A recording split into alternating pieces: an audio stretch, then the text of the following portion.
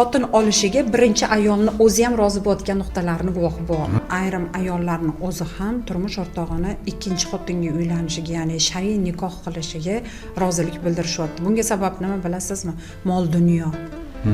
Haligi ayollar yoshligida ko'rmagan, yemagan, ichmagan, kiymagan, bormagan davlatlariga borib olish, ya'ni o'sha moliyaviy tomondan erkin bo'lish, doimiy ravishda turmush o'rtog'idan pul olish evaziga turmush o'rtog'ini o'zi rozi bo'lib, hattoki o'zi sovchi bo'lib borib uylantirib qo'yyapti.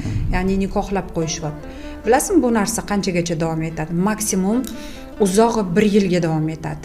1 yilda haligi ayol ko'rmagan davlatini ko'rib oladi, taqmagan tillasini taqib oladi, kiymagan kiyimini kiyib oladi, yemaganini yeb oladi, joniga tegadi. 1 yilda maza qiladi, oxir-oqibat u joniga tegadi. Qarasaki, kimni yo'qotyapti? Turmush o'rtog'ini yo'qotyapti. Turmush o'rtog'i mehrini ko'proq kimga beryapti? Ikkinchi ayolga beryapti. Nega?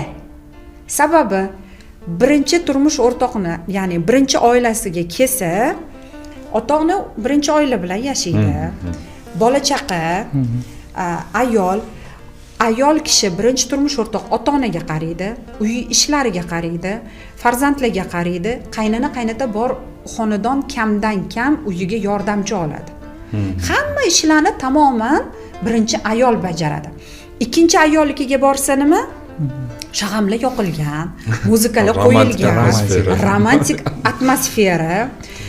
Keldingizmi, chuchu-puchu qilib kutib oladilarmi, oyimjahon? Albatta, kim yoqadi ko'proq?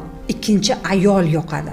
Sababi u xonadonga borganda hech qanaqa muammo yo'q.